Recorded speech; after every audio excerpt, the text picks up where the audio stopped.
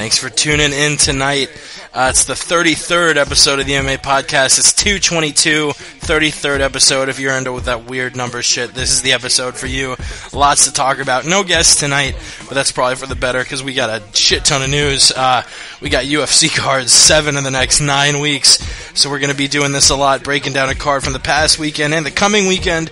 We got UFC On Fuel 7, which was just this past Saturday to break down, and UFC 157 this coming Saturday, Rousey vs. Carmouche to break down. Obviously, we got a week's worth of MMA news, including a bunch of cuts, fight announcements. Obviously, we got our beatdowns of the week. Yeah, let's do it.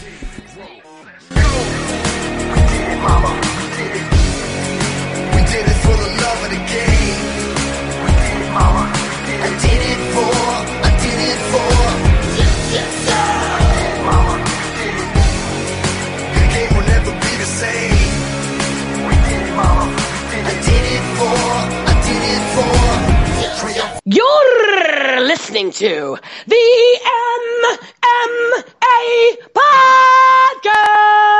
Podcast with Jake and Chris. Welcome to the MMA Podcast. Thanks a bunch for tuning in. We really appreciate all the iTunes listens, the YouTube listens. We try and cater to all of our comments and questions we get. So if you have anything you want us to talk about on next week's episode, tweet us at the MMA Podcast, comment on the YouTube video, anything you want to do, subscribe on iTunes and YouTube. Both of those links can be found on the MMApodcast.com. We do this show live. We've been doing Fridays recently. We're going to be doing it at least for the next couple of shows. We've stuck to the same time. We might go back to Wednesdays once Chris comes back next month, but that's still up in the air, I think, in early April. But no, it's 9 to 11 Eastern, 6 to 8 Pacific, and we love people calling in live, tweeting in live. The number is 213-457-3380. You can Skype us at the MMA Podcast. Ramses, what's the word on the street, buddy? What's happening, Jake? Thanks again for having me on to co-host once more. I just want to say to these people out there, if you're tired of living, if you're sick of life, you want to kill yourself, I'm telling you to put the gun down. Don't do it. Follow the Aunt Jimmy Show on Twitter instead. I'm better than Jesus. Word on the street. Ramses is better than Jesus. You heard it here first. That's probably true. You can listen to the MMA Roundtable, which myself and Ramses are a part of. We also have Ray and Patrick from MMA Mental. Other people who pop on. Chris is usually on. He's going to be on next week, coming back from his sabbatical. Jay and Dave are usually on, even though Dave's been pretty busy with work. We've had at least 5 people on every week, and it's always a lot of fun. Ramses is currently the defending Guess That Tweet champion, so tune in to... Still undefeated. Yeah, tune into yesterday's show, which was the 20th episode. Listen to him win his belt back from Ray, and listen in next week to see if he can defend it. Unless you have anything else to get to, how's your week going? You pumped up for 157? I'm ready for this shit, man. I missed the weigh-ins earlier, though. I gotta download or watch that. Did I miss anything important? Anybody miss weight? No. Everyone made weight. The Rousey Carmouche stare down and the Henderson Machida and Faber Minjavar. All the stare downs were pretty civil. Rousey was wearing her angry face as always, which was kind of to be expected. But everyone looked pretty in shape. Everyone looked ready to go. Did Ronda Rousey and Liz come out wearing dresses at first and then strip down? What happened? Wearing. I think Rousey. It took a while because after she weighed in, she had to put her yoga pants back on. But no, it was pretty standard. Both of them came out wearing whatever sponsor they were, sponsored by. Classic. Yeah, I'm looking forward to seeing another stare down for Rousey Tay too. That's going to be a good one. But yeah, for sure. UFC Fuel though, which was last Saturday, we got to talk about first. I guess unless you have anything to talk about on the prelims, we'll just do the main card. Kind of shitty main card. Do you agree with that? Yeah, man, I wasn't too impressed, really. You knew from that first fight how it was going to go, and that's how it went. Yeah, at least the first few fights were kind of boring, unanimous decisions. James Te-Huna, Ryan Jimmo was a little exciting, but for the most part, that Riddle Mills Nelson Santiago fight were snoozers. Mills ended up being cut, actually, in the big slew of UFC cuts, which we'll talk about in a little bit. But Riddle defeats Mills via split decision, 29-28, 28-29, 30-27. What did you think of the fight? What do you think's next for Riddle? Riddle's, doing pretty good. He obviously had that impressive win that was turned over because he tested positive for marijuana. But other than that, I think Riddle's here to stay in the welterweight division. They need to get rid of marijuana entirely. It is a cancer in our society. It's the biggest plague in our neighborhood. I just wanted to say that real quick. The Matt Riddle-Che Mills fight was pathetic. It was a snoozer. I'm surprised that they only cut Che Mills, all right? Because that was bullshit what we witnessed there. Good thing it was on free TV. Otherwise, it's one of those where, you can make an argument for getting your money back. You really could. Matt Riddle, though, hats off to him, I guess. I don't know. It's just obvious that they put this fight together for the sole purpose of seeing which one they were going to cut, because somebody was going to go after this fight. It was boring, man. I don't know what else to say about it, dude. I didn't even bet it. I barely watched it. I got up to take a piss when this fight was on. For sure, yeah, it was a pretty boring fight. Both of them seemed very tentative. Riddle was way too tentative and afraid to step into the striking that Che Mills possessed, and Mills didn't want to get into any of those Matt Riddle takedowns, even though those Matt Riddle takedowns ended up being the story of the fight. Just not anything that was very captivating, and we should probably just move on before I fall asleep. James Te-Huna, Ryan Jimmo.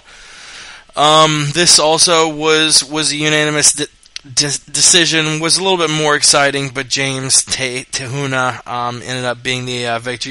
Before we go any further, our friend Ray from MMA Mental was a member of the media UFC on Fuel 7. Had a really awesome experience. Sat pretty close to the cage and actually asked Dana White at the press conference afterwards. He proposed the fight between James Te-Huna and Jimmy Manuwa for the Tough Smashes 2 season, and I couldn't agree anymore. That's the perfect matchup. So next for James Te-Huna, I want to see him fight Jimmy Manuwa. But this, it was just, you saw in the fight that James is a better striker. Jimmo still has things he needs to work on. He was on an amazing 19-fight win streak. I'm sure the UFC will keep him around if they feed him a C or D level light heavyweight next. Jimmo will probably knock him out, but it'll be interesting to see where Jimmo evolves from this fight. What did you think about it? This fight was painful to watch for me, but it was an exciting fight. It's just I bet some cash. I put a lot of coin down on Ryan Jimmo here. You know what I'm saying? So watching this fight, he had the knockout in his hands. It was in his grasp, and it crumbled. It all went to dust. It was the most pathetic unraveling of a finish, of what should have been a finish that I've ever seen. Poor Ryan Jimmo, man. I don't know why he didn't get it together. He claimed afterwards that he fucked up his foot in the first round. So going into the second and third rounds, he wasn't himself. His foot was fucked up. That's what he's saying. I don't know if I buy that or not. I didn't notice any fucked up feet. I just noticed that he fucked up at the end of the first round by not knocking this man out. Credit to James Te-Huna. Any other man would have been put away. I don't know what the hell happened there. I don't know what the fuck. All I know is I'm a couple bucks short here, alright? I made it up a little bit later on in the night, but Ryan Jimmo, come on, you gotta show me something, man. Put it together next time. Put it together, cocksucker. We kind of dwelled on these fights a little longer than we needed to, I think, on the round table last night. So let's keep on flying through these because I don't want to dwell on them. Gunnar Nelson defeats Jorge Santiago. Really, Nelson's a high-level grappler. Even though I think Santiago won the last round, Nelson wins at 29-28 on two of the judges' cards, 30-27 on the other, wins the unanimous decision. It's going to be interesting to see how high Gunnar Nelson can climb in his division. You know, you've got a lot of really good wrestlers and boxers in that welterweight division, and once Nelson, you know, if he gets another win or two, he's going to be there in the top 15 with all those really good wrestlers and boxers: Ellenberger, Marquardt, Koscheck, Hendricks.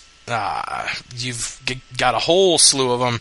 So I don't know how Nelson would be able to really dominate any of those guys on the ground when they're such strong wrestlers, but nonetheless wins the unanimous decision.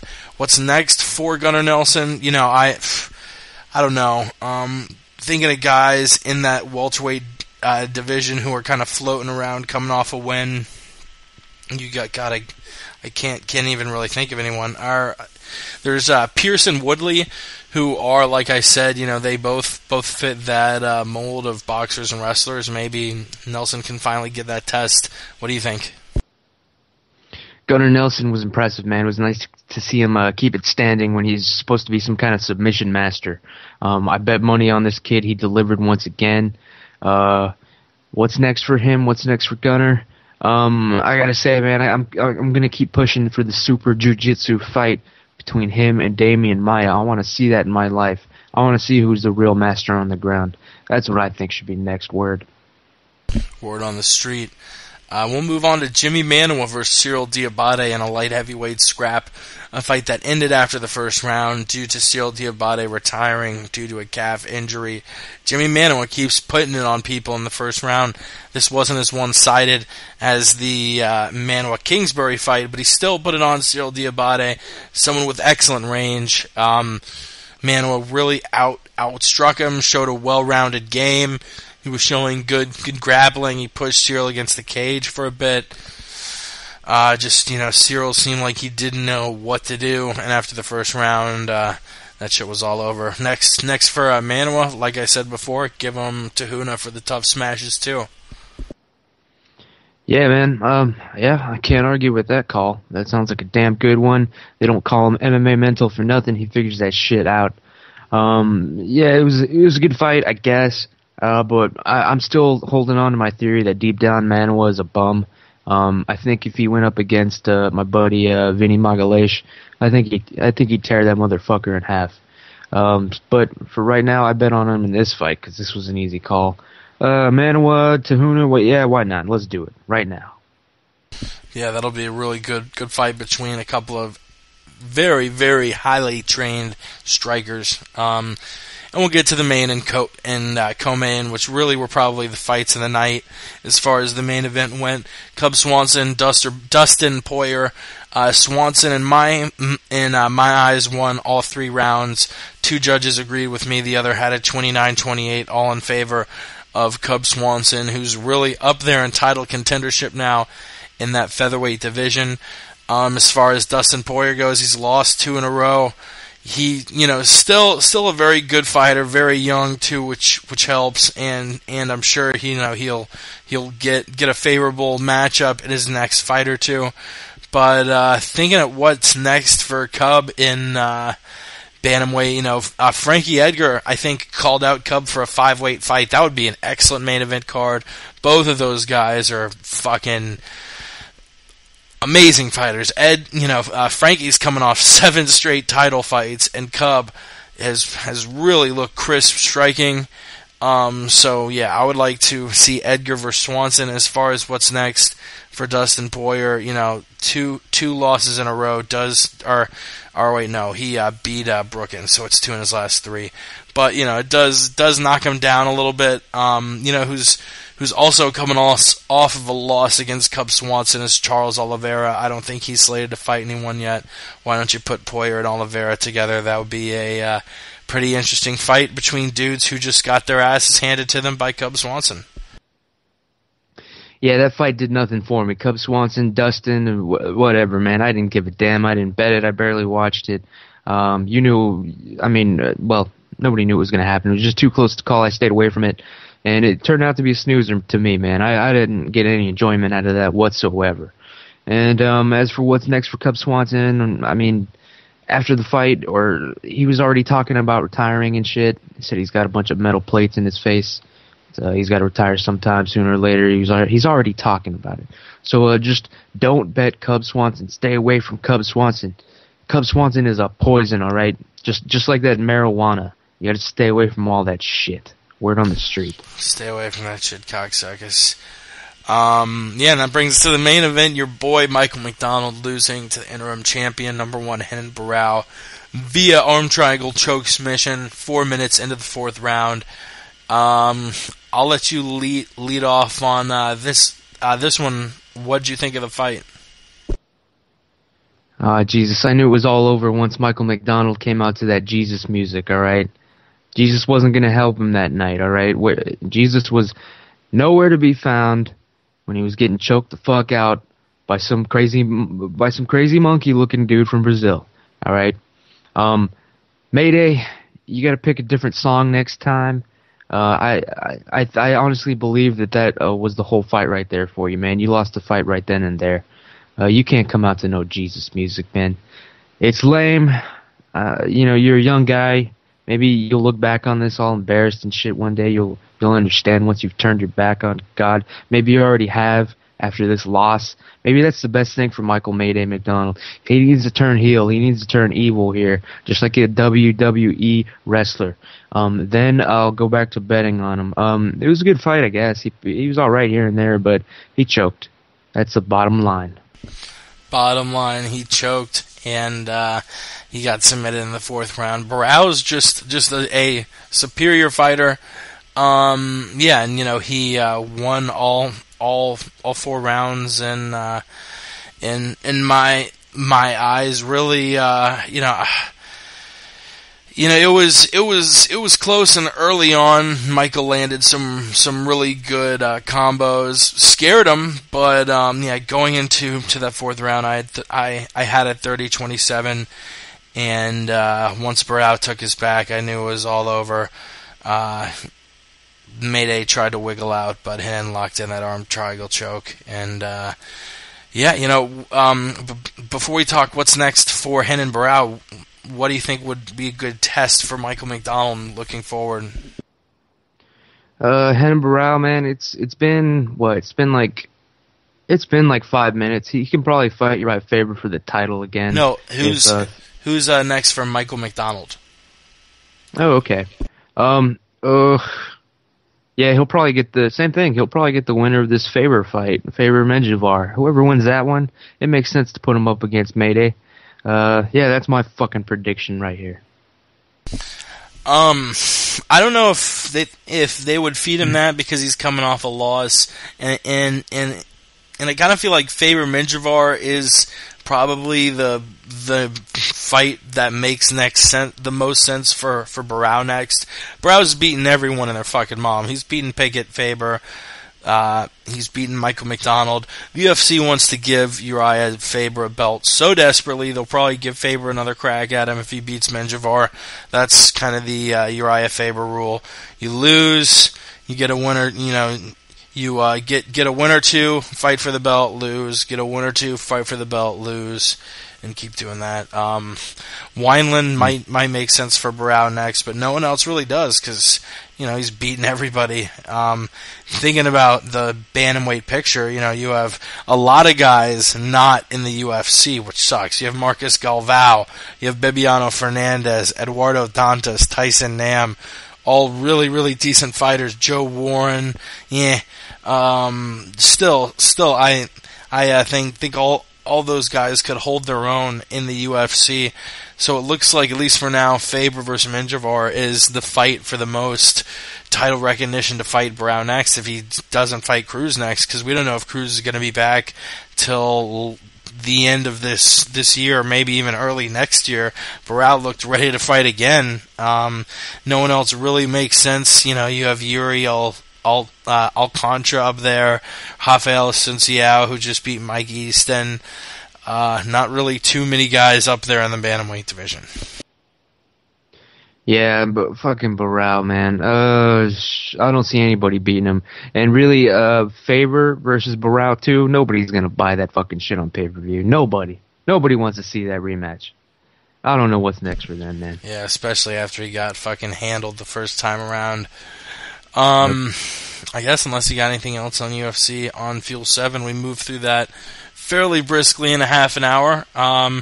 Again, if you want to call in and be part of the conversation, the number to call is 213-457-3380, 213-457-3380, or you can Skype us at the MMA Podcast, all one word. Tweet us at the MMA Podcast, and we'll read your tweets on the air. I got Twitter pulled up. No one's tweeted in yet. I guess we will move on to the news. You ready for a little news action? Let's fucking do it.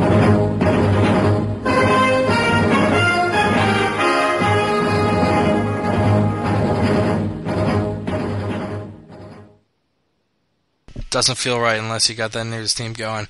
All right, the UFC cut 15 people in what was probably the biggest story of the week, cutting a shitload of fighters, namely John Fitch, who was 14-3-1 in his 18-fight UFC career. Other notable fighters: Che Mills, Jay Heron, Terry Edom, Paul Sass, Jacob Volkman, Mike Russo, Wagner Prado, Vladimir Matyushenko, George Santiago, Josh Grisby, Ulysses Gomez, all of them cut. And according to Dana White, there will be 100 cuts forthcoming. They're going to try and trim the fat from the UFC, get rid of all the people who they don't think are on the way up and don't think are challenging for that UFC belt. Makes a lot of sense. You do have a lot of fights between people where neither fighter has any real chance to really move up and win the UFC championship. And we're probably going to see a lot more cuts as the UFC moves from here. Let me look this up right now. I know it's horrible pod, but I think I can look it up fairly quickly. All right, right now the UFC right now the UFC is employing, it doesn't show you the total number of fighters. That sucks. They're employing a lot of fighters. Close to 250, 300 maybe. Yeah, I was gonna say it gives it by division, but not totally. Yeah, that's a horrible pod, but it doesn't even. Oh wait, no, 371. Bam. The UFC has 371 fighters, so they're gonna be cutting the roster by about 25-30%. And they're probably gonna be cutting a lot of these Facebook prelims, FX prelims, where you see two fighters where you look at both guys and no matter what goes down in the fight, you're like, neither one of these guys is ever realistically going to be in title contendership. And that's what they're trimming down, which I like. I would rather them look at beefing up divisions like the flyweight division, the women's bantamweight division first. But, I guess it's a step in the right direction. What cuts are bugging you from that list of 15 people? Well, I just want to say right now, I do agree with the John Fitch cut wholeheartedly, man. It was time for him to go. But the one that hurts me the most is Wagner Prado, man. I thought the kid got screwed here. I don't like to make the case for whining, but it ain't fair with this kid. It wasn't fair what they did to this fucking Wagner Prado. He fucking his first debut fight was against Phil Davis, man. That's the top guy in the division. So, of course, Phil Davis, took him apart there, and then that was off to a rough start. That wasn't fair in and of itself, but I thought this guy could shine. Hopefully we'll see his ass in Bellator, though. But other than that, man, I agree with the cuts, man. They got to do what they have to do. I mean, that's a lot of fucking fighters, man. At some point, you're just going to have people just sitting on the shelves not even working. So, yeah, I agree. Yeah, a couple of those stick out. Jay Heron lost to Ellenberger, and Woodley was 0-2 in the UFC, but at the same time, he fought Ellenberger. You can't blame him losing to Ellenberger, and Woodley was just a man on fire in that fight. You can't really blame him for that one too much. But the Fitch one really kind of bugs me. It's it's something. Yeah, you lost to Damian Maia, but Damian Maia was your number 5 fighter. In fact, John Fitch was ranked in the top 10. If you have 400 fighters, you don't cut a guy who's top 10 in the best division in the UFC. He was number 9. I mean, you have eight divisions. Even if you trim it to 80 people, you should have those divisions top 10s.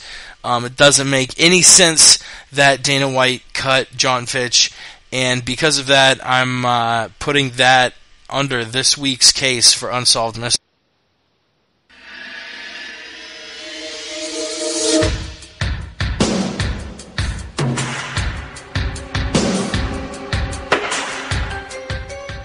Tonight on Unsolved Mysteries, why did Dana White cut John Fitch after losing to Damian Maia? You go on the UFC website right now, UFC.com/rankings. You will see one empty spot. That empty spot is number 9 in welterweight. And that was where John Fitch used to be, now deleted, now cut from the UFC. Why was he cut? Theory number 1. Dana White had a massive Meniere's attack and got pissed off and fired a bunch of fighters. John Fitch, in his boring style, does not appeal to anybody and does not appeal to Dana White, which is why he was cut and will not be signed by Bellator. Theory number 2. John Fitch is a vegan, and that pisses Dana White off. Pretty much as simple as that. Who the fuck is a vegan? Ramses, do you have any theories on the case of John Fitch? Yes. One of the main questions is, where the fuck there was a vanishing? I'd like to file a missing persons report, except it's where the fuck did the finishes go John Fitch report? He left his finishes back in 2007 or 2008. That's almost 5 fucking years, John. And basically, John Fitch, man, I just want to say this. I'm not a Sherlock Holmes here. I'm no fucking detective, but I've got this one solved. I know why you got let go. That whole suing your boss thing. All I know is in this life is if I were to sue my boss, my ass would get fired. He would fire me the first chance he got. So sorry, John Fitch, and see ya. If you or anybody you know has any information to the cut of John Fitch, please contact your local law enforcement agency. I'm Jake Walters, and this has been Unsolved Mysteries. Alright, that was stupid as fuck. Cyborg going to I'm playing. No, Cyborg going to Invicta, not signed by the UFC.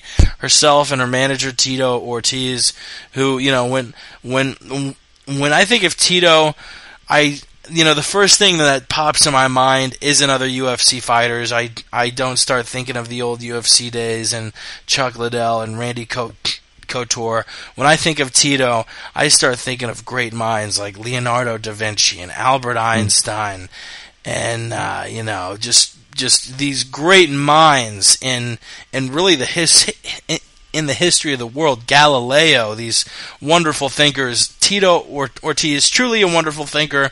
He will not be bringing Cyborg to the UFC, where she'll make easily 10 times as much money as she could ever dream of making in Invicta. Instead, she'll go to Invicta, polish off their 145-pound division, and not really gain any esteem in the MMA community after coming off a year-long suspension for steroids. What do you take of this Cyborg to Invicta move by the truly clairvoyant Tito Ortiz? Well, I do want to praise Tito Ortiz for truly being a Renaissance man, if you will.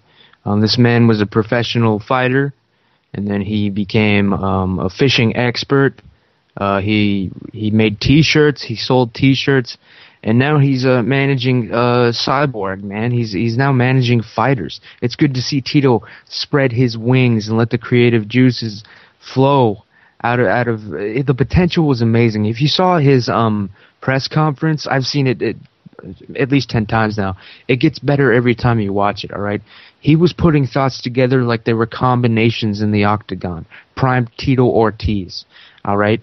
He was more coherent than he was after getting knocked the fuck out and giving a post-fight speech. That press conference sums it all up, man. Tito is just too much to handle. As for Cyborg, she's probably the luckiest girl on earth. She's signing with Tito Ortiz, being under his wing. The Ortiz umbrella is going to do wonders for her career, and I'm glad for her. Only good things here. Only good things. God bless. You think about some of the greatest speeches in history. You think of Martin Luther King's I Have a Dream speech out in the Washington Mall. You think of the Gettysburg Address. You think of the Gettysburg Address. I was just about to say, you think of Abraham Lincoln and the Gettysburg Address. You think of these great minds, and you've got to put that speech. You've got to put that Tito. The speech in the longest yard. Any Rogan monologue off the Joe Rogan Experience podcast. You really got to put Tito up there as one of the great minds. If you haven't seen that press conference, check it out. God, I just wish once I have kids that they're smart, half as smart as him. They'd probably be Nobel Poet Laureates. We should tweet Tito and try to get him on the show here. I don't know if we'd be ready for that kind of genius, but no. Speaking seriously though, I don't know if I would want to have Tom Lawler on, because he actually is so smart and thinks on his feet so fucking fast. I said something really offhand after he was talking about his cat. I was like, man, that's the wildest thing I ever heard. And he's like, really? That's the wildest thing you've ever heard? You've never heard anything crazier than that? I was Oh. Yeah. He's just, that dry wit. Yeah, I don't right. like that. I don't like that type of genius where you're trying to just... No, man, that's not how you play it. A real genius acts like a fucking retard his entire life and doesn't let anybody on to the fact that he's a genius. And we will move on. A lot of people would think you got to be retarded to drink your own urine. You like that segue? And Lyoto Machida is somebody who drinks his own urine. Drinks it in the morning. Urine therapy. Believes there are essential nutrients in your urine, not all of your urine, but in your first stream of the morning. At least for me, I know a lot of my first morning streams are full of toxins and alcohol and horrible things, and would probably kill a plant if I pissed on a plant. So I stay away from it. Usually it's pretty smelly and nice and frothy. I wonder if usually when I think of like acidic based drinks like a lemonade or a limeade, you like those cool. So I wonder if Lyoto drinks it hot like green tea, or if he puts it in the freezer. I would probably put it in the freezer for like 10 or 15 minutes, get it really nice and cool, get it chilled, maybe squeeze a fresh lime in there. Yeah. What about you? Yeah, well, Lyoto Machida is the R. Kelly of MMA. He's just pissing all over the place. You. All over, yep. It gives me that pee. Yeah, Lyoto Machida, he's a genius here. He probably does. I heard word on the street that he does enjoy the taste of his own urine in the morning. He does enjoy it with some ice. So yes, he's drinking piss on the rocks. I was actually going to say I've never heard about the temperature of which he likes to drink his own urine, but yeah, that makes sense. I would prefer it chilled.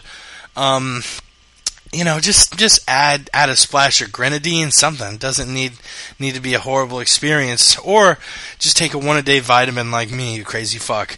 But enough about him drinking his urine. He's talking about moving down a middleweight. What do you think he should do?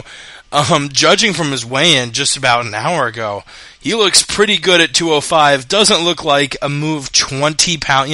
We're not talking about a lot of other divisions where it's only a 10 pound step down. You have a lot of people moving from lightweight to bantam to feather to flyweight, because 10 pounds is a reasonable cut. 20 pounds is big. 205 to 185 is a big cut. And you look at Lyoto Machida weighing in at 205, it doesn't look like, unless he lost a lot of muscle mass, he could lose that 20 pounds and stay healthy. I say stay at 205. You're already one of the top guns at 205. You're a favorite over Dan Henderson in a fight where the winner gets a shot at the title. There's no reason to move down, especially when you add all the other things. Your best friend's the champion at middleweight. Come on, son, that's ludicrous. Yeah, I'm looking at the picture right now from the weigh-ins. Him right up there facing off with Hendo. Yeah, Machida looks good, man. He looks pretty decent. He doesn't look super cut or super ripped. I was gonna say I was just, suspecting that the juice was loose with Machida, but it doesn't look that way.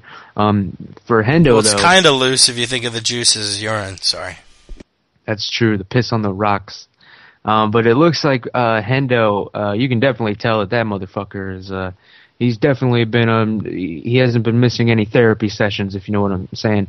That replacement therapy. God bless him. But yeah, Machida, man. If he, I still think he's gonna beat Henderson by a decision. But I don't know about this. If he does, I say stay where you're at, Machida. But yeah, if he fucking loses, he's got to go. He's got to do something. He's got to switch it up, or else he's gonna find himself in the back of the line there, just standing next to Fitch over there, with getting ready for that Obamacare. What do you think is a higher ratio, Dan Henderson's TRT level, or the spread of Carmouche in Vegas? I think Carmouche is 9 or 10 to 1. Do you think what do you think over under is for Hendo's TRT level or T to E level? Man, there's nobody. Oh shit! I gotta say, Carmouche takes it in this one, man. There is nobody betting on Liz Carmouche. Nobody, man. Not even her family. Not even, man. There's a picture on the internet of Carmouche wearing a hat up there at the Bellagio trying to bet on Ronda Rousey. All right, I saw it with my own eyes. She ain't even betting on herself. That's the word on the street.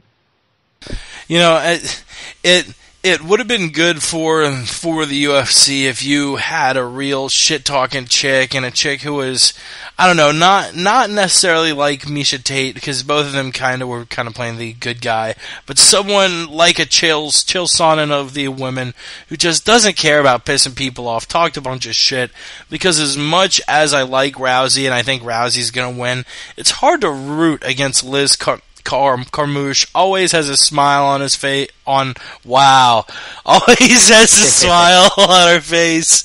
Always, seems like she's got a really good attitude. Was interviewed by Goldberg after the weigh-in and was just like, yeah, I'm really excited to be a part of this. Seems really humble, seems like a really good person.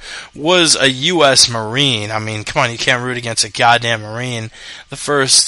One of the first 2 women to be fighting in the UFC, obviously the first openly gay fighter to be fighting in the UFC. A lot of firsts, and it's hard to root against her. Either way, I'll probably be pumped, whether it's a Rousey first round submission or Carmouche is somehow able to weather the storm. If she pushes it to the second round, that would be something else. Talk about the fight, and I'm going to look up the odds in Vegas of this fight going to round 2. Sounds good. All right, I'll break down the fucking Ronda Rousey versus Liz Carmouche fucking main event here. Don't go in too deep though, because we got to save the official breakdown for the very end. Oh, okay. Well, yeah, with the build up to this fight, I watched some of the prime times. By number 3, I was tapping out, man. It was a fucking just we get it, all right. Ronda Rousey works hard, and Liz Carmouche is a lesbian. We get it.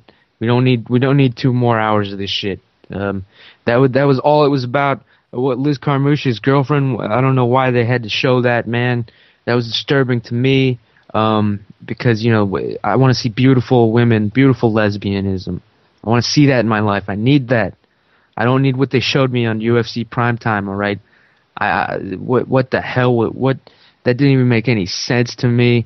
I don't even want to bet this fight anymore. I have nothing against gay people. I'm saying it right now. But if you're going to be lesbian, you have to be beautiful. You have to. And yeah, there is a report coming in here from the Twitter. Someone says he claims he just called, and all he has to say about it is that it doesn't work, sir. I just called. It doesn't work, sir. I don't know what's going on there. Maybe you got it on hold or some shit. I've tested it out before. I'm pretty sure. Make sure you're dialing the right number. It's 213-457-3380. I usually test it out with my own phone to make sure it works, and I've never had a problem. Go ahead and tweet Ramses your number. We've done this on a previous episode. Tweet your number to Ramses, and we'll give you a call because we want to hear what the fuck you've got to say. And while Ramses and yourself are doing that, I'm looking at these UFC props. Vegas obviously thinks Ronda Rousey's going to win in the first round. The line is minus 280. So if you bet $280 that Rousey wins in the first round, you only get 100 back, which is pretty good odds if you really think about the fact that Ronda Rousey has ended every fight in the first round. Odds are not looking good for Liz Carmouche. A Carmouche finish, she got, plus 1,000. The fact it even goes a full 5 rounds is plus 1,000, so it's 10-1 the fight even goes to the judges. Everyone thinks it's going to get finished. Ronda Rousey is a fucking dynamo. Minus 475 that Rousey wins by submission. Sorry if we're boring you with these numbers if you're not really familiar with Vegas. But plus a number means you bet $100 and get that back. A plus denotes they're an underdog, so plus 400 means they're a big underdog. If you bet 100, you get 400 back. A minus 400 would mean they're a big favorite. A minus means you bet that amount and you get 100 back. So you bet 400, get 100 back.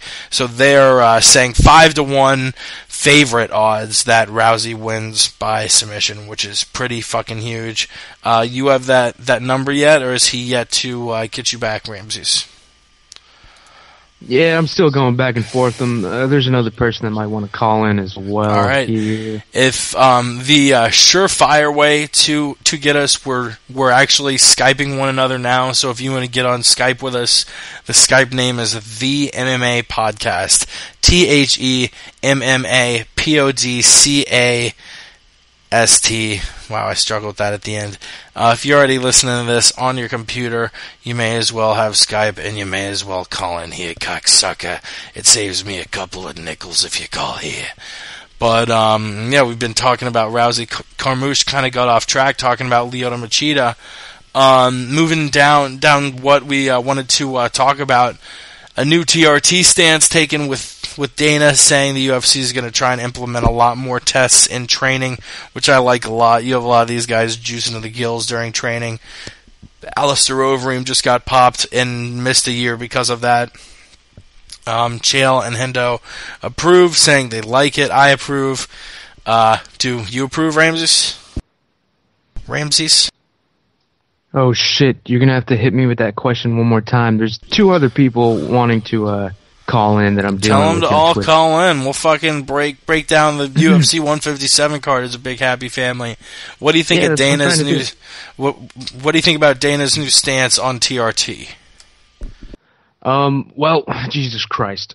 I guess I still don't really get it. I know Ray from MMA Mental tried to explain it to me yesterday, but I don't really get how you're going to make sure that someone's not super juicing when they already have a doctor's note to juice. I mean, shit, who's to say what the norm is? How are they setting the norm to begin with? Are they just taking the levels from the last fight? Wait, what the fuck? It doesn't make any sense. It sounds like something Dana White just fucking pulled out of his ass that doesn't really mean anything. Because I don't get it. Nobody gets it, dude. So I think it's all BS, basically. Damn. I actually like it. I think that a lot of these guys are abusing that TRT exemption and getting tests done during training is a perfect way to kind of quell that, because we all know taking steroids, you don't need to be on steroids during the fight to benefit from steroids. You can train with steroids and benefit from it just as much. I guess you're lining stuff up. Before we get anybody else on, you ready for the beatdown of the month? Let's do it, man. Let's see the beatdown, bro.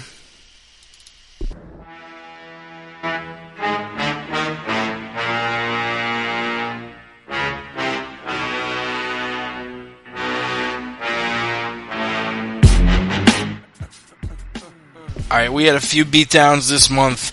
I thought about it. I thought them through. King Mo got knocked the fuck out. Alistair Overeem got knocked out with his hands down.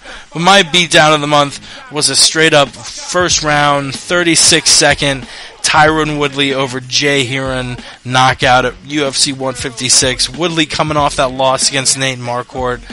We didn't know what he was going to be bringing coming over to the UFC. Jay Heron was coming off that loss too. But, damn, Woodley looked good as fuck knocking out Heron via knockout. And that's my beatdown. What about you? Yeah, beatdown of the month, I would have to give it to Bigfoot Silva begrudgingly, even though I fucking got taken to the cleaners on this fucking UFC, man. They got me. Luckily, I bet on fucking Damian Maida, fucking outclass Fitch. That saved my ass in the long run. But, Bigfoot Silva, that was the beatdown. He took it to Overeem. Alistair Overeem just looked like a goddamn bum. It looked like a bum fight. He crumbled, man. He had the agility of a fucking broke-ass Rampage. It looked like Rampage's last stand, except it was Overeem, and it was much worse, because he got knocked out, man. His head was being batted left and right, side to side. His eyes were fucking poking out of his goddamn skull. I thought he was dead. So, Bigfoot Silva, that was the beatdown of the month. Beatdown of the month.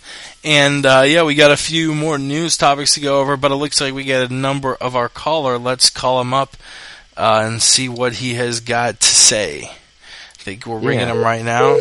Our buddy Yao, who I think we talked to an episode or two ago. That's right, man. Yeah. I think he's crazy. Yeah. Let it ring up. Ring-in phone is always good as pod. I'm looking at his profile picture on Twitter. Looks like he has a gun.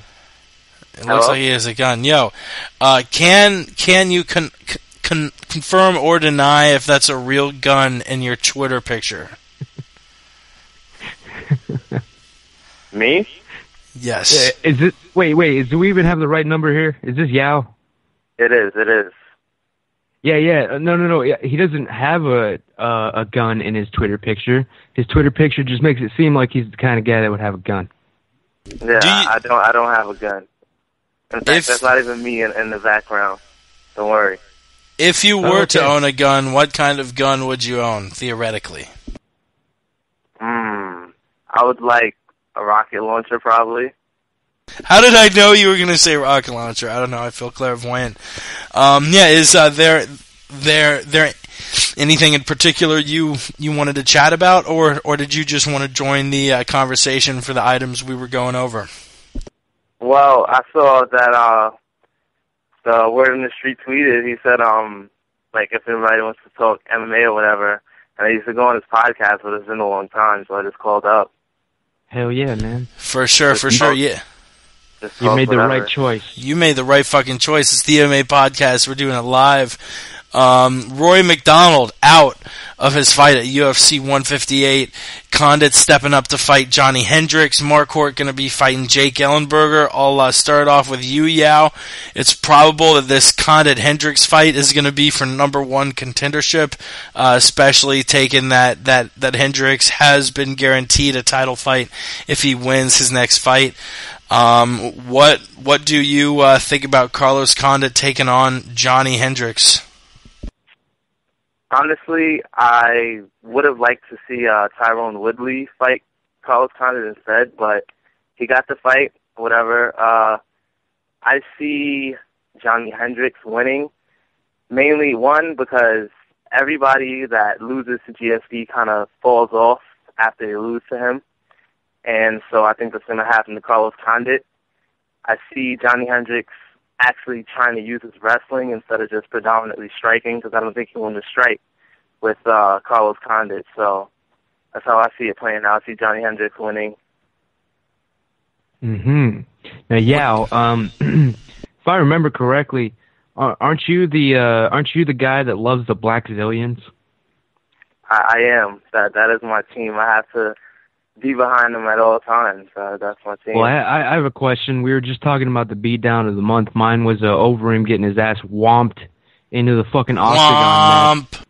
Yep. My question to you, Yao, is the Black Zillions. What the fuck is going on with them, man? What the fuck is wrong with them?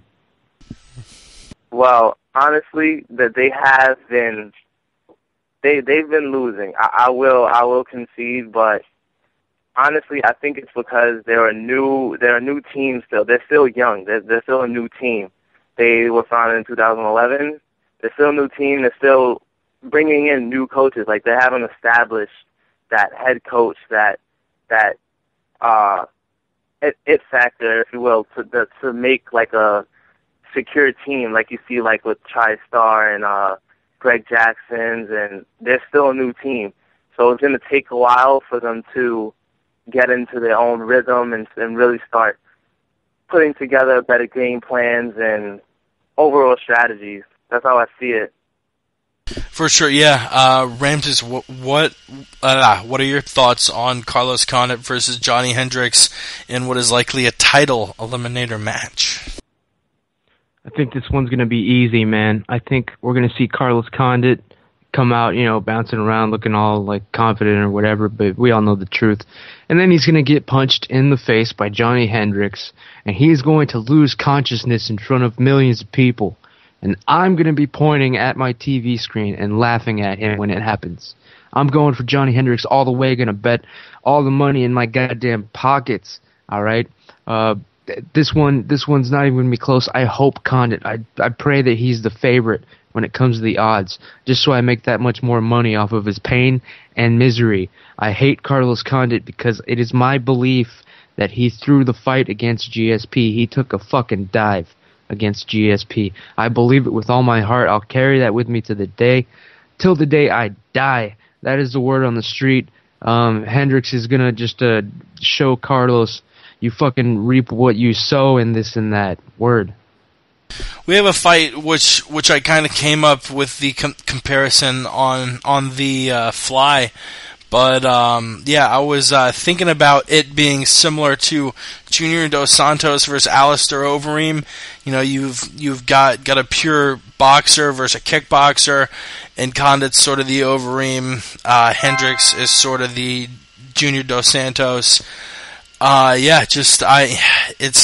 It's going to be close, but Johnny Hendricks is on such a tear. I hate to make it unanimous, but I'm also going to go with Johnny Hendricks. And it looks like we've got one more person. We're going to add up another MMA fan we're going to add to the call. So give me 1 second before we move on to Marquardt versus Ellenberger. Any final thoughts on that, Ramses, while I call him up? I just wanted to, Ellenberger, nobody cares about him. They wasted no fucking time pushing him off the fucking card, or off the Condit fight. That was kind of funny. I kind of called that one. Hey, boys. Oh, man. Yo, what's going on, brother? I'm alright, mate. How are you? Good. Yeah, we're going to be breaking down that UFC 157 card in a little bit, but we were chatting about Carlos Condit against Johnny Hendricks, Rory McDonald pulling out of the card. What do you think of Condit Hendricks, and what's likely going to be a welterweight title eliminator? Wait. Who are we talking to? Sorry. Yeah. The Pilgrim. The Pilgrim, and where are you from, buddy? I'm an English boy, but I'm in Ireland right now. Oh, nice. You doing good? What? I'm just keeping the word on the street from the UK and Ireland side. Word on the street's my main endorsed. Hell yeah! Damn right, man. Hell yeah, Ramses, man. I just got to give you props, man. Shout out right back to you, man. Hours of fucking entertainment right from you, brother. Fucking Team Dark Side all the way, man. Hell yeah. This guy's got it all together, and he's a huge Joey Diaz fan. Hell yeah, dude. Unbelievable. I saw Joey Diaz in Chicago in November at the House of Blues, smoked a L with him. It was one of the coolest experiences of my entire life. He is a cool motherfucker. We're actually going to try and get him on the MMA podcast in the next few weeks. We've been DMing back and forth, so definitely follow us on. Definitely follow us on Twitter and absolutely. I'll hook that up keep now, up. How late is it over in Ireland now? It is 3 a.m., boys. Damn. Thank you for staying up late with us, brother. Hey, what the fuck, man? Shit. It's got to be done, you know. Like I say, Ramses brought me over here, like, word on the street. I'm there with that guy fully, you know. And fuck yeah. This is good, man. This is good. You're doing good things with your life, man. You're making good choices. Back to MMA, man. I don't want to kind of, you know, but... No, Hendricks, Condit, man. Condit, he should be ashamed of himself. Jesus, man. That's right. I think that, you know, it was a work against GSP, and, you know, I think they threw him to Hendricks because of that fucking head kick in the second round. You know, that wasn't on the script. He crossed the line. Man. They're fucking throwing him. This is the smartest caller we've ever had. Hendricks is going to knock him across the octagon, man. That's what I'm talking about. See, this guy's got his shit together. He knows what the fuck he's talking about. He's an informed citizen of not even of the United States. Maybe that's the problem here. Maybe everyone in the U.S. is really just too stupid to see this. But this man has it figured out too. I just got blunted, and it came to me. It was like a vision, man. I got, you know. Yep. There it is. That's the truth. Hendricks is going to rip his face off, man. Hendricks is already pissed that he's not getting the fight. You know. Man. You know, I like Diaz, but I mean, I love the guy. I love his attitude. I love the fight. But he's a street fighter, man. You know, he's going to get. Is it going to be what do you think of the Diaz GSP fight? Who's going to be there at the top? I mean, has Diaz got a chance? Is it going to be Nate Diaz, Ben Henderson too? Yeah. Ramses, what are your thoughts on GSP Diaz? I hate to say it, but I think the fact that they're claiming GSP is asked for this fight, something's up here, man. Something tells sets off my warning signals right away. My tinfoil hat starts twitching, man. You know what I'm saying?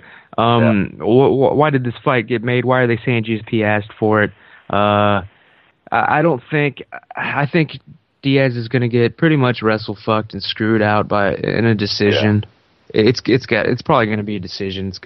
I expect it to be a boring fight, and I'm betting at the end of the fight we're going to be like, why didn't Diaz ever turn it on? Why didn't he ever try? We're going to be saying shit like that. That's what I suspect. If that happens, that's unbelievable.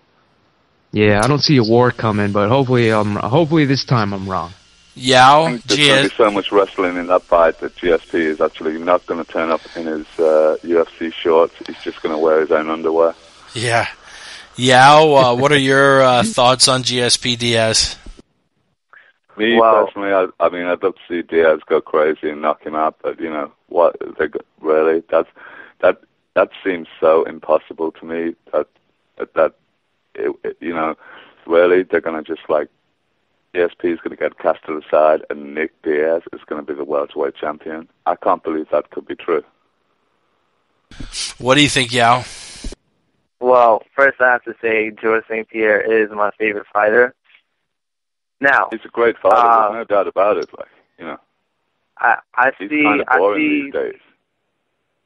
Oh, well, okay, but I see Nick Diaz. I think GSP is going to be in some trouble in this fight. If not being close to submitted, I see him taking some damage. But I think George's wrestling will play a huge part in this fight. Like he told Ben Henderson, he thanked him for giving him the blueprint on how to beat the Diaz brothers. So I know he's going to employ, if not the same game plan that Ben Henderson employed against Nate Diaz, then he'll do something very similar because George has the wrestling. So I see George winning. I say George can knock him out. I say George can submit him. I say George can win a decision. He can do everything. Let's not forget that it's still a fight. You know, he can still knock him out, can still submit him, and he can win a decision. So let's not just say he's only going to get a decision. I want to thank Benson Henderson for giving me game plans to beat Nick Diaz like he beat brother at UFC on Fox 5.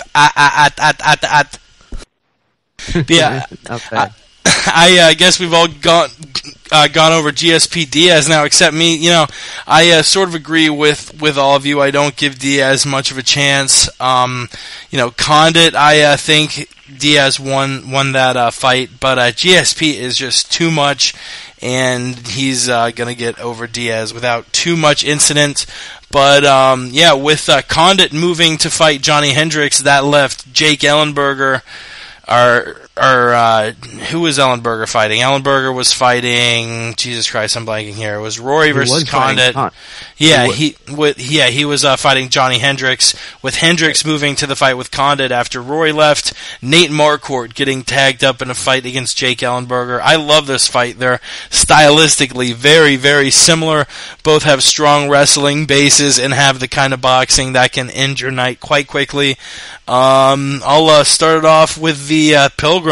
Ellenberger versus Marquardt. What do you think? What are your thoughts on that fight? I think it's got the potential to be a pretty good fight for the reasons you set out there. That could be a bit of a barnstormer. That could be a good fight. I think it's a bit close to call. But, you know, Ellenberger's just got a way of pulling it out sometimes, you know. He's got some ground game, man. Ramses? Ellenberger and Marquardt, I gotta say, I don't really give a piss about this fight. I can't care about it, man. Jake Ellenberger, he's nobody to me. I can't even tell the difference between him and Jake Shields. I swear to you. Nate Marquardt, I'll be surprised. I mean, he's probably... Is he recovered from getting the fucking shit kicked out of that fucking leg, man? His leg turned into peanut butter and jelly, man. It looked like an eggplant. I don't know, man. I don't know if Marquardt's ready to get back in there because he looked like a bum in that last fight. But yeah, I don't really give a damn about this one. I won't be betting it. Not at all. What do you think, Yao? Yeah, I have to agree with Ramses. I mean, I don't know if Marquardt would be ready to fight by then because his leg. I know you guys all saw his leg. It was crazy. So if I had to bet, I'd bet on Ellenberger, not just because of his because of Marquardt's leg, but just overall, I'd have to bet on Ellenberger. And Marquardt, he didn't really show up in his last fight in Strikeforce, so I have to bet on Ellenberger. No, Tarek Savadine drew up a really brilliant game plan to just batter those legs and keep him at bay. I've been a big fan of Nate Marquardt for a while. I told the story last week on the MMA Podcast. The last bet I threw down on sports was Nate Marquardt versus Chael Sonnen. I put $50. I put $50 on Nate Marquardt. Chael Sonnen dominated him. I thought Marquardt. I thought Marquardt was a lock because he was one of my favorite fighters, and I was like, who's this fucking Sonnen guy? I thought it was a lock. Sonnen dominated him, and I'm not lying. After that, I was like, all right, I guess there's more parity in the sport than I thought. I'm done. So, I'll say it again, man. I wish you would have bet everything you had owned. I wish you would have lost everything that was important to you in that bet. I wish you would have just let it ride on Nate Marquardt, because you don't bet against Chael Patrick Son, the Westland Warrior, still undefeated, still undisputed, UFC champion, middleweight and light heavyweight. April 27th, UFC 159. And at 159, he's going to be fighting at light heavyweight, which the next fight announcement I wanted to talk about was also a light heavyweight scrap. And I guess we'll keep that same order of starting with the Pilgrim, then going Ramses, then Yao, and finishing with myself. Glover Teixeira versus Ryan Bader announced that UFC 160 card, where we're going to see Cain Velasquez wax that ass of Bigfoot Silva once again. But I'm assuming the main card is going to see this Glover Teixeira, Ryan Bader.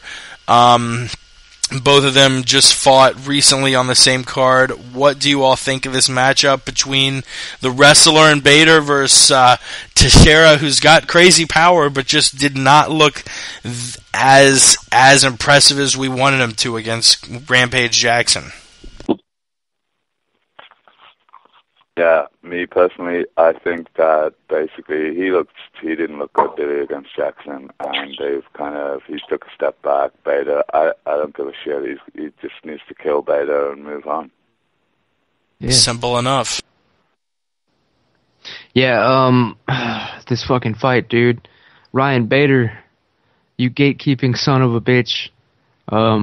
This is just the guy who beat Rampage versus the guy who beat Rampage. This is a nothing fight. It means nothing. Like in the rankings, in the division. Like, why is this fight happening? It must be so they can decide which one of them to cut. That's my theory. Word. Yeah, word. Word on the street, Yao? Yeah. Damn, that was good, man. Yep. Glover Teixeira and Ryan Bader. I really don't know. Right now, I don't know who would win. I don't know who would lose. I don't know if it would be a draw. I don't know. But I would know closer to the fight, depending on, like, interviews and the weigh-in, of course. But if I had to bet right now, I'd bet on Ryan Bader. I think his wrestling would play a factor and it'd be a way for him to win. Ryan Bader's got a very impressive record. He's 15-3. Two of those losses are to very good fighters in John Jones and Lyoto Machida, both of whom stopped him in the second round. But the one loss that just sticks out like a sore thumb is that UFC 132 first round submission loss to Tito Ortiz. I really hate to count that against him still, but the only three guys he's beaten since, he's 3-3 in his last 6. Those 3 losses I just mentioned, and 3 wins against Jason Brills, Rampage Jackson, Vladimir Matyushenko. 2 of those 3 guys no longer in the UFC. I'm not sure if Brills is not in the UFC either. So, yeah, Bader's 3-3 in his last 6, and all 3 of those wins are against guys who are no longer in the UFC. So that's not really a good sign. Glover Teixeira is the up-and-coming guy in the 205-pound division. I think he actually gets an early finish.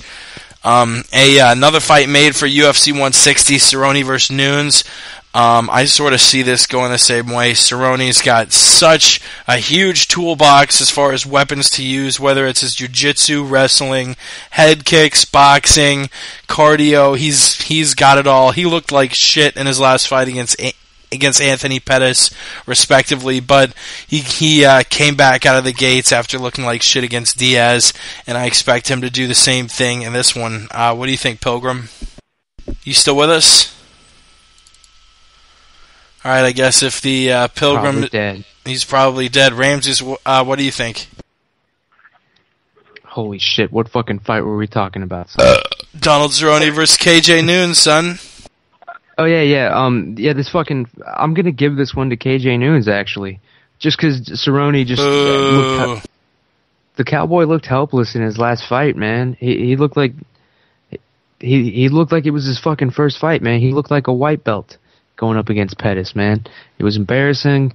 And I know KJ Nunes, he's kind of, he's kind of in his prime, man. I mean, his last fight was a fucking hell of a battle on his behalf. He got a win over Connor Hune. That says something too. Yeah, and he got robbed, of course. So yeah, I mean, he's gonna come back angry in this one. He's gonna be pissed off about that Couture Jr. shit. So yeah, I'm gonna get KJ Nunes in this fight. Definitely. And before we get to Yao, Kelvin Gastelum just tweeted at you, cocksucker. Get back to him.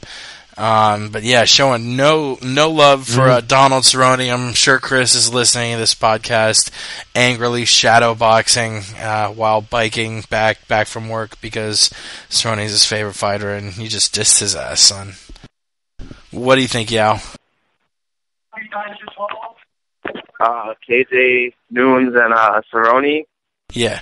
I see. I like Cowboy in this fight. I do. I think he's going to come in with a little heat because of his last loss to Anthony Pettis. So I like Cowboy in this fight. True that. Sorry, go ahead. I think his striking game and as well as his jiu-jitsu will get the job done. For sure, yeah. It looks like the Pilgrim dropped out of the call, so it's just the three of us, which brings us to our last topic before we get to UFC 157. Anderson Silva versus Chris Weidman in talks for a July 6th fight, Independence Day weekend in Las Vegas. Kind of the two questions I want to throw out there. Is this the fight that should be made? Silva versus Weidman. A lot of super fights out there with St. Pierre and Jones. Weidman obviously saying he wants a title shot. You have the other two contenders in Belfort and Rockhold tied up in a fight for, I believe, May or April. Actually, I think it's going to be May in Brazil. I'll start off with Yao for Silva versus Weidman. Should Weidman be Silva's next opponent, and who do you have winning? Should Weidman be Silva's next opponent? It's really hard to say. I guess, yeah. People want to see it. He should be. People want to see it. And who would win between them? Yeah. Anderson Silva. I mean, people say Weidman wrestling is all this, and he'll have like a little bit of a reach. I don't know if he'll have the reach advantage, but he has long arms. He has the wrestling. He showed some elbows, and there's a TKO win over the Filipino guy. But I like Anderson Silva in this fight. I don't think the wrestling will be that much of a problem for him. I think he can knock Chris Weidman out. His experience will play a factor. I see Anderson Silva winning. What do you think, Ramses? This fight, I've got to go with Chris Weidman, man. I think it's only a matter of time before someone does the spider in, man. He's just getting too fucking old. His magic tricks aren't going to work. Hopefully Chris Weidman doesn't go in there like some other guys have and just freeze with like a deer in headlights. If he can avoid that shit, he'll beat this man. He'll beat the spider, and then they'll rematch later on this year or whatever. It'll be all fucking worked and shit. I think this will be a great fight. I'll definitely tune in to see it. Weidman deserves it, of course. I'm just surprised. I still want to see Silva sign the fucking dotted line on this one, man. I'll believe it when I see that. Hell yeah. Word on the street. Yeah, I see Silva winning. I made a promise to myself after picking Frankie Edgar to beat Jose Aldo. I said, all right, if Aldo wins, I'm not picking against Silva, Aldo, or Barão, these fantastic Brazilian striking prodigies, until one of them loses. So I'm not picking against Silva, Aldo, or Barão again until one of them loses, and that means I'm picking Anderson Silva to defeat Chris Weidman. Yao, you want to stay on for the UFC 157 preview? It's been fun chatting, but I know, if you have other shit to get to, we'll obviously let you go, but we'd love to keep you on. I sure will. I'll stay, no problem. Fuck yeah, man. Well, before we get to that, we got to do our 10 solid seconds of sports, where we chat sports, but not for too long, because a lot of people, like our usual co-host Chris, only follows MMA. So let me cue that up right now. NBA All-Star Weekend trade deadline passed over without too much hubbub. Danica Patrick becomes the first woman to win the Daytona 500. Michael Jordan and Charles Barkley turned 50. Indiana and Florida on top of college basketball world's March Madness approaches. Hockey still going strong. Fuck Gary Bettman, Minnesota. Oh, all right, 10 solid seconds of sports done, and that brings us to UFC 157 pay-per-view tomorrow night, 10 o'clock p.m. Eastern, 7 p.m. Pacific. The prelims will be on Facebook and FX. And we're going to lead off with a welterweight bout, a bout that was announced a couple months ago and left a lot of us with our heads scratching, bringing Robbie Lawler over from Strikeforce. It's going to be the number 8 ranked welterweight Josh Koscheck taking on Robbie Lawler. Let's stick with the rotation. We'll start with our guest first, Yao, and then pass it over to Ramses, and then I'll finish it up and move on to the next fight. Yao, Koscheck, Lawler, what do you think? That you're right. That was a fight that I was scratching my head to as well. I like Koscheck in this fight. I'm not too familiar. I've seen Robbie Lawler fight earlier, but I haven't seen him fight lately. He didn't even look like he knew who he was on the scale today, so I'm going Koscheck. And I like Koscheck, too. I like Koscheck, and I don't like Koscheck, but I like him in this fight, so I'm going Koscheck. Yeah, I haven't seen the weigh-ins yet, so yeah, I believe that Robbie Lawler looked like shit. He hasn't stepped foot in the octagon in, a decade or something like that. It's almost been 10 fucking years. Maybe even more. I don't even fucking know. Robbie Lawler, this is a setup here. I wish they'd put Koscheck up against somebody that would kill him. But Jesus, looks like we're gonna have to put up with Josh Koscheck for a little bit longer, guys. But as soon as he loses one fight, that'll be reason enough for anybody to cut him, and I hope they do. Yeah, Koscheck, a little shaky in his last 4. He's 2-2, but those 2 losses are to the champion and number 1 contender, George St. Pierre and Johnny Hendricks. Robbie Lawler coming over from Strikeforce with an even shakier record, 3-5 in his last 8, 1-3 in his last 4. Not looking very good. His last 4, he lost to Jacare and Tim Kennedy, beat Adlan Amegov, whoever the fuck that is, and then lost to Lorenz Larkin. Lawler's going to get handled. As long as Koscheck can survive that first round barrage, which he will, I have Koscheck riding him out to a decision. This is a pretty surefire bet if I ever saw one that Koscheck's going to win and move on to hopefully a better fighter. Lawler, maybe he stays in the UFC after this, maybe he gets cut. He has good power, but he is nowhere close to the level of skill that these top 10 welterweights have, including recently cut John Fitch. I think Robbie Lawler, would get handled by John Fitch 10 fights out of 10. But we'll move on. Courtney McGee versus Josh Neer. Neer's been around the UFC for a long time now. I was actually just recently watching Nick Diaz and Josh Neer fight early on. I forget which fight it was. I'm looking now. UFC 62, he lost to Nick Diaz via 3rd round submission. But Neer, he was on a 6-fight win streak, beating Dwayne Ludwig to cap that off in January of last year, but just recently lost to Mike Pyle and Justin Edwards, both in the first round. Court McGee himself, very similar, was on a long win streak, just lost to Costa Philippou and Nick Ring, both of those by decision. They're both facing each other. The winner of this, or the loser of this fight, rather, might get cut because they'd be on a 3-fight losing streak. Yao, Neer versus McGee. What do you think? As a fan, I hate this fight, but as a fighter, I kind of like it. But I wouldn't know who to pick. Like, honestly, I wouldn't know who to pick. And yeah, it's sad too what you said about the losing streak. The loser of this fight very well could get cut from the UFC. So, and I know they know that also. So it might be for an exciting fight. If I lose this fight. Did you just switch to a speakerphone or something? Is that better? Yeah, that's much better. Before we toss Josh Neer versus Court McGee to Ramses, you said you're a fighter? Yes. You train mixed martial arts and fight? I do. I'm fighting at the end of the year. I just turned 18. I'm going to fight at the end of the year. Is it an amateur? Amateur. Nice. Where are you training at? And I live in New York, in Queens, New York, at a gym called Progressive Martial Arts. And I wrestled in high school. I do Thai boxing, jiu-jitsu, but I like wrestling as my base. And, nice. I'm planning to fight at the end of the year. Nice. I'm sure most of us listening could already deduct that you were from Queens with that accent.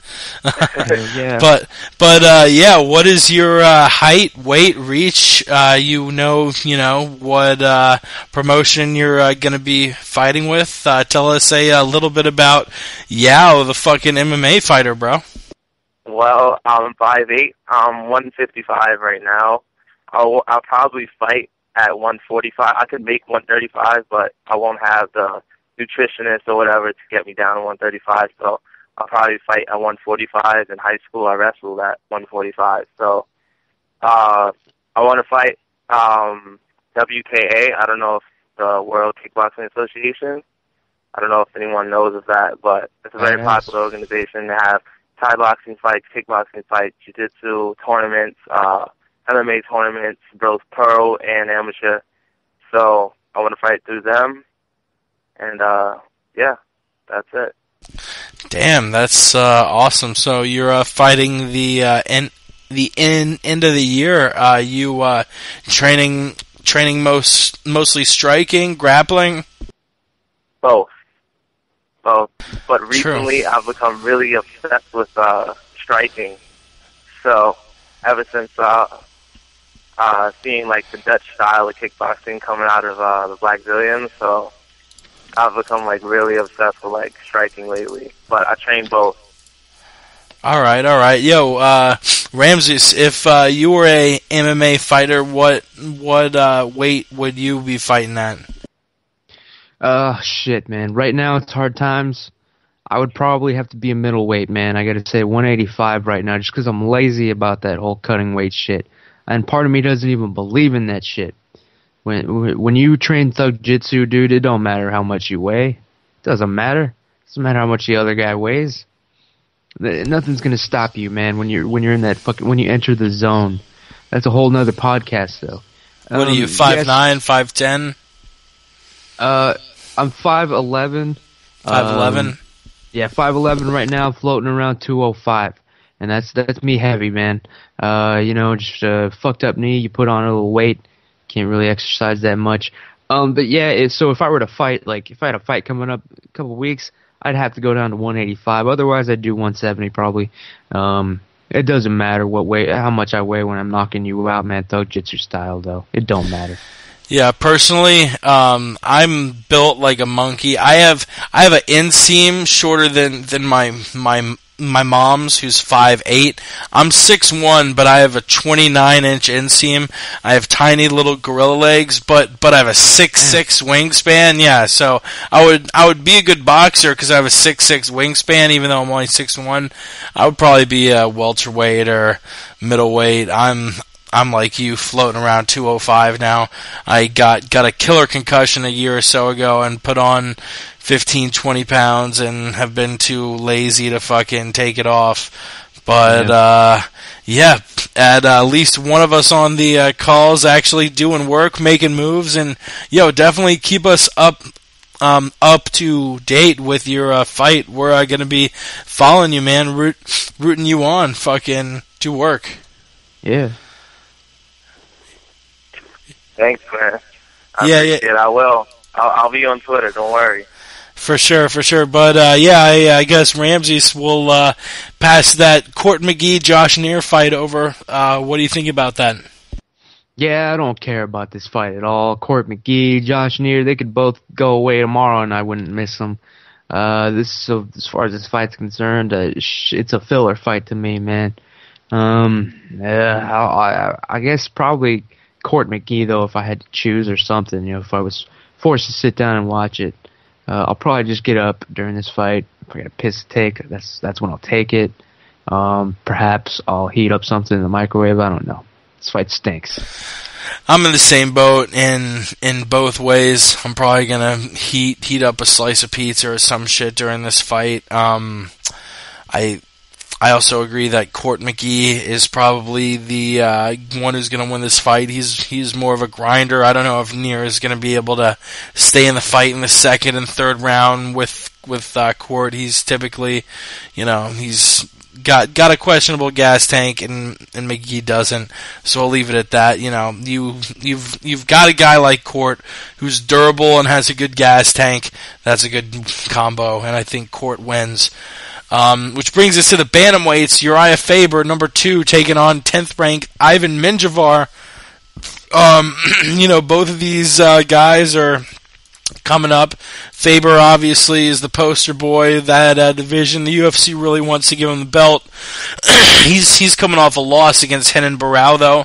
Ivan Minjavar, 4-1 in his last 5. The only loss to Mike Easton. but he's, beat guys like Azamat Gashimov with an impressive submission at UFC 154, beat John Albert, Nick Pace, Charlie Valencia. Looking at both of them, what do you think goes down in this fight, Yao?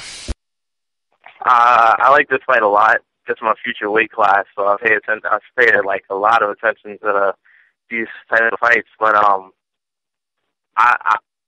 I've been like Uriah Faber since like 2008 when I first heard of him when I was in high school, and I like Ivan Menjivar as well. And I mean, Ivan Menjivar, he's just gotten better and better and better. His fight against Mike Easton was a little dry. He didn't perform the way I thought he would, but then his last fight with the armbar against the guy, I don't even know his name, but that was impressive. And Uriah, he's coming off that loss against Barao for the title, the interim title. It's hard for me to say who would win because I want them both to win, but they can't. So I'm just going to leave it as a toss-up for right now. Yeah, I got to say, Uriah Faber, man, he'll probably win this fight somehow. But this guy, he's got to go, man. You're right. Everyone knows they're pushing him too hard to get that title. But this guy's got nothing, man. His hands, he's got glass hands. He's got a glass, like, bone structure now. Every fight, he always ends up getting fucked up somehow, real fucked up. So he barely put himself back together for this fight. Hopefully he'll survive it. I think he takes the win, but hopefully they don't give him another fucking title shot after this. That's all I'm hoping for. And if he loses, I hope they make good on this shit, man. I hope he gets cut for a while. Damn you, Uriah. Yeah, it's kind of crazy how if he wins, he's in the talk between maybe one or two other guys for a shot at the interim title. If he loses, Dana White says he's cut. I have Uriah Faber. I kind of think he's like an Ivan Menjivar 2.0. A little bit better striker, a little bit better submission, a little faster, a little stronger, a little bit bigger, and I feel like he wins this fight by however he wants, really.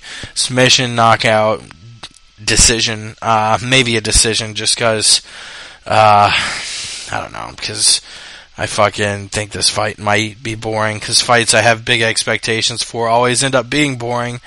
The co-main event, before we talk about the main and the co-main, first I want to throw out the discussion, which fight should have been the main event, Rousey versus Carmouche or Henderson versus Machida? Obviously the arguments for both, Rousey versus Carmouche, it's the first female fight ever, it's a championship fight, the arguments are Hendo Machida, it's two fighters who have a lot more UFC credibility, who have legendary careers, and let's be honest, the only difference is that one's going to be a 5-round fight. And which one do we really want to see as a 5-rounder? Hendo Machida or Rousey Carmouche? Rousey Carmouche will likely end in the first minute. Hendo Machida, that could be a 5-round war. That's going to be a 3-rounder. That's the argument I hear coming from most people saying that Hendo Machida should have been the main event. Yeah, what do you think? Which should have been the main event of this card? Okay. I don't even know where to start. But here's what I would have here's what I would have liked to see. I would have liked to see Henderson and well, first let me say, I wasn't even a fan from day one of hearing talks about girls joining the UFC. They should have stayed at Bellator, Strikeforce closed down, and damn, son. Whatever. I didn't even want girls in the UFC at all. I don't care how it sounds. I did not want them in the UFC at all. Second, should they headline? Yes, it's a title fight. Henderson and Machida, they could have done like a Fox show, a FX show, right in between 157 and 158. There's like a 3-week gap, if you think about it, between 157 and 158. They could have done like a Fox or FX show right in between. But I was really upset when I heard that they're even going to bring girls into the UFC, and now they're going to headline. Also, I don't like that Ronda Rousey was just given the belt. just like Aldo and Cruz. They just gave him the belt. They didn't even have him fight for it when they established the weight class, like they did with Demetrius Johnson and Joseph Benavidez. They fought for it. The one wasn't just given it because the weight class wasn't established yet. So that's where I stand on the whole situation. Yep, I gotta agree with everything Yao fucking said, man. He took the words right out of my goddamn mouth. Yeah, Ronda Rousey. If they were to remove Rousey versus Carmouche from this card, if they were to just remove it from UFC 157, I'd still be buying this shit tomorrow. Henderson versus Machida, hell fucking yeah. The fact that they're keeping it to fucking 3 rounds, that's a goddamn mistake and a damn shame. Hopefully they'll compensate for it. Henderson and Machida, they'll game plan for that. But it would have been nice to see a 5-rounder with these fucking guys. But we'll see how it goes tomorrow, man. Just a couple more hours. Just a couple more. Yao, you make really good points. I agree. Rousey versus Carmouche does deserve the main event status just for the fact that there's a belt on the line. To play kind of devil's advocate, you didn't like Cruz and Aldo getting those belts given to them, but they have proved that they did deserve them. But I do see where you're coming from. Belts shouldn't be given away. Belts should be fought for and won. In no circumstance should any fighter just, you won in this promotion, so you're our champion, even though you've never fought for our promotion and never done anything for us. You're the champ. I see where you're coming from, for sure. But, Rousey, I think probably even more than Cruz and Aldo, if any fighter should be given a belt, it is Ronda Rousey. And, you've got to factor in a little bit that they were champions with Zuffa-owned organizations. Sorry, I got caught up because something was tapping on my back window. I guess this house is haunted. Oh, well.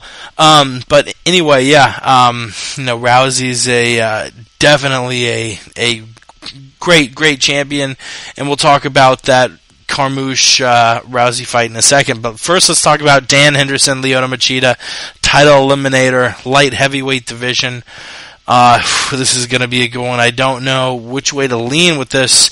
Yao, you are a fighter. You probably can break it down better than most people. Hendo Machida, what do you think? On Hendo Machida, okay, I like Dan Henderson in this fight. What I don't like is that Machida said he's going to try. I don't know if he said try or that he's going to knock Dan Henderson out. Dan Henderson's jaw is made of cement. It's not. The only way I've seen Machida knocking out Dan Henderson is if it's a TKO by like a body shot or something. How he's Machida, never been knocked out in 37 fights. Yeah, sorry. Perfect point. The only way I see Machida even maybe getting a TKO over Dan Henderson is if he uses his knees to the body, which he likes to throw when his opponent is moving in.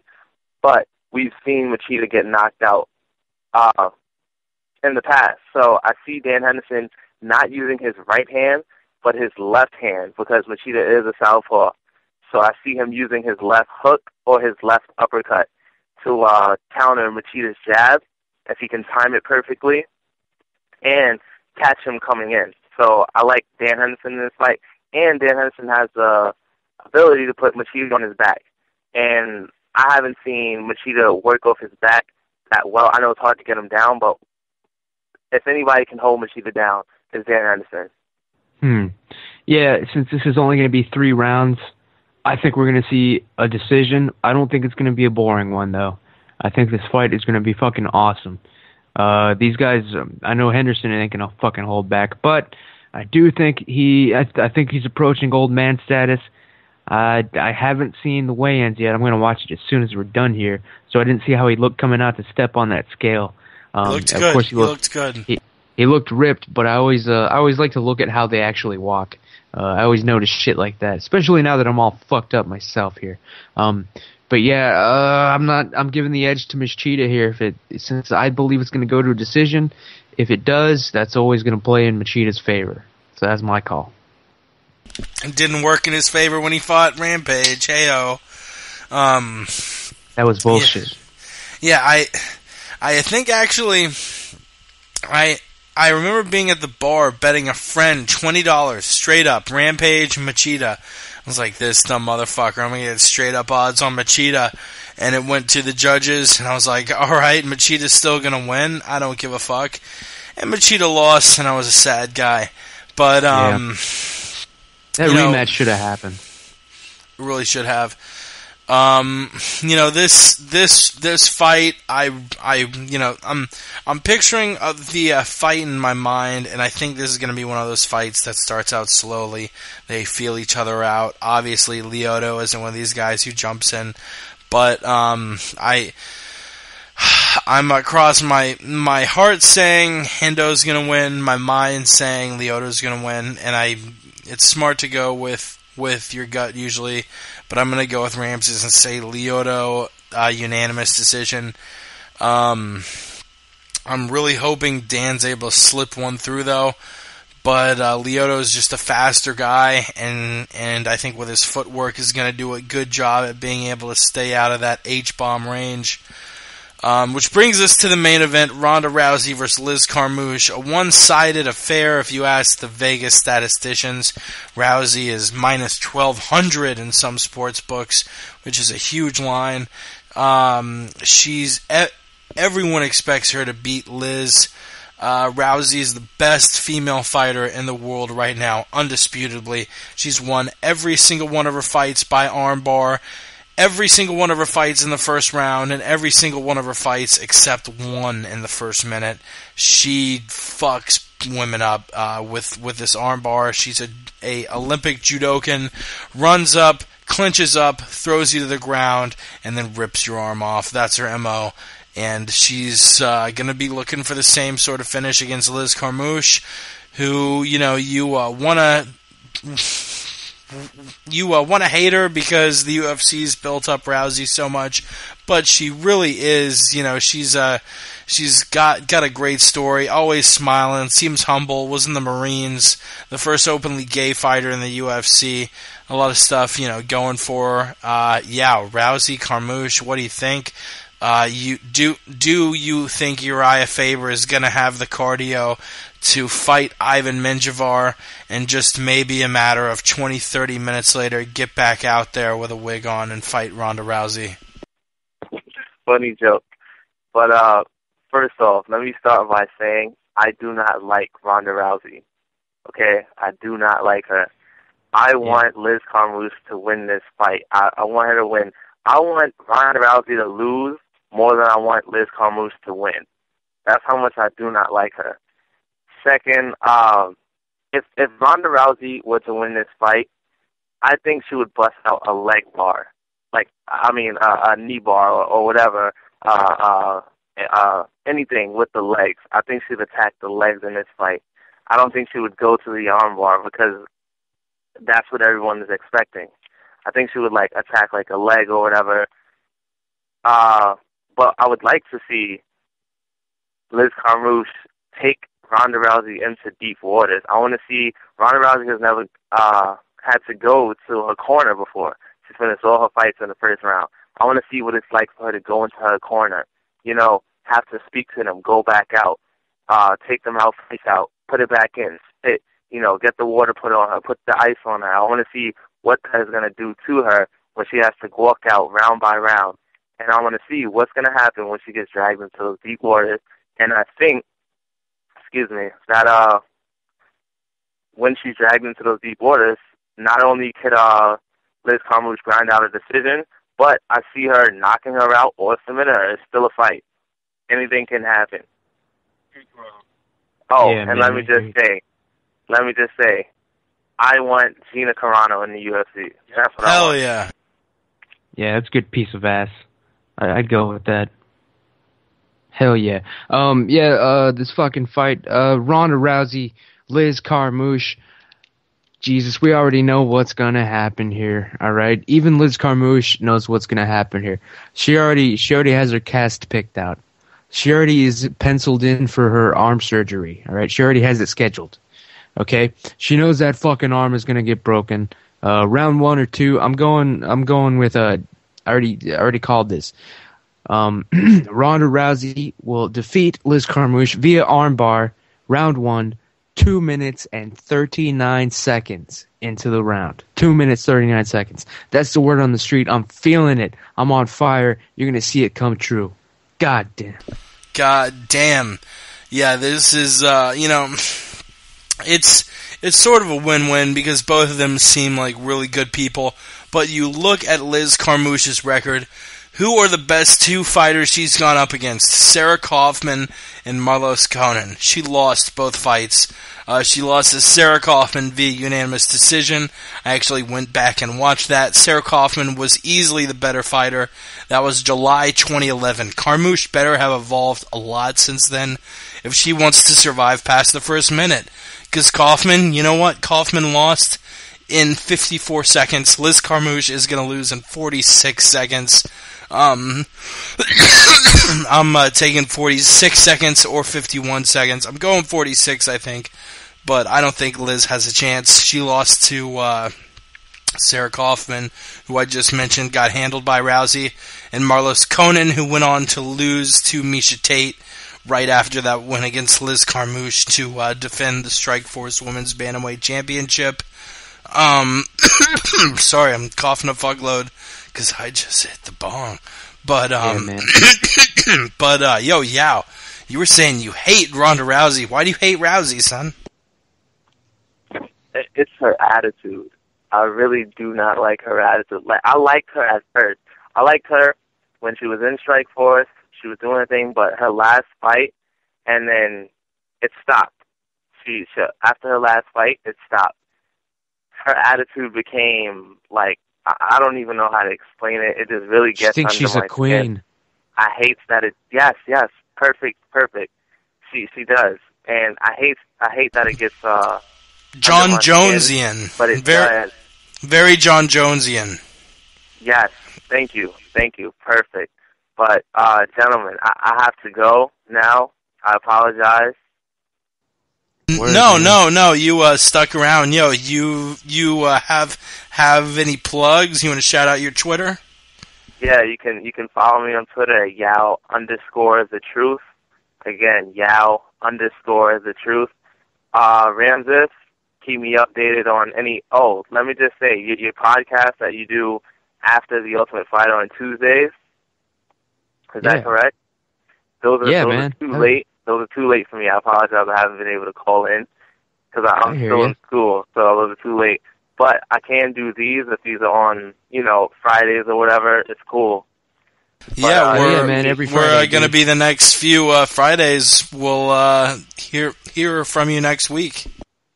No doubt. Just keep me updated. I'll call in, give whatever I can give. Hell yeah, man. I'll tweet at you later, dude. Follow him on Twitter, Yao_the truth. We'll let you go. Thank you so much for calling in, bro. No, thank you. Later. All right, that was Yao the Truth calling in, saying his shit. And I guess we've covered UFC 157. You have any other stories you want to cover? Anything else? I'm checking the blogosphere right now. It doesn't look like anything has broken recently. King, we don't really cover Bellator much, but King Mo got knocked the fuck out last night. Yeah, that was pretty good. I only caught first the animated GIF that was floating around online, and then I saw the YouTube clip. Wow, it looked like that barely had any power behind it, and King Mo just night, man. That was a weird one. Who knows though? Yeah, who knows how much power was really behind that blast? I don't know. But yeah, that was a weird one, man. It's just a damn shame to see King Mo supposedly. Hopefully his head is intact because he does some pretty good commentary every now and then. He comes to life. So hopefully they didn't knock that ability out of his fucking skull last night. I got to see the whole Bellator event over again, but it looks like that was the highlight of the night. Yeah, my favorite moment of King Mo was him broadcasting for Invicta, and I swear he said, "These bitches," and then was and then said something else. Hell yeah. Hell yeah, King Mo. That's why he's good, man. He just needs to let it flow, man. Fuck it. That's what Bellator needs, man. It needs some controversy. Yeah. Bad calls. Bellator, I don't know. Yo, what is Bellator thinking not bringing in John Fitch? Yeah, that's pretty fucked up. I mean, the only thing I can think of is, the obvious thing, Bjorn Rebney doesn't want to put on boring fights either. And then also, he doesn't want to look like his organization's just going to always scrape up the UFC's leftovers. So he's probably trying to set that little standard. But we all know he's going to scrape up the UFC's leftovers. Straight up. Straight up. Yo, you have anything else we need to cover before we send this shit out? No, I think that's about it. I'm not hearing any rumors floating around the interwebs right now. So I think we got it all. It's gonna be what the fuck? What time do the? Oh, never mind. The fucking fights are in a couple hours. Sorry. Never mind. Yeah, I think that's it, man. I think we're done. What fights are in a couple hours? UFC 157. For some reason, I don't know. just forget that ever happened the last 30 seconds, alright? Edit that shit out. There's nothing going on. I was just checking really just to see if anything popped up on the screen. Nothing, man.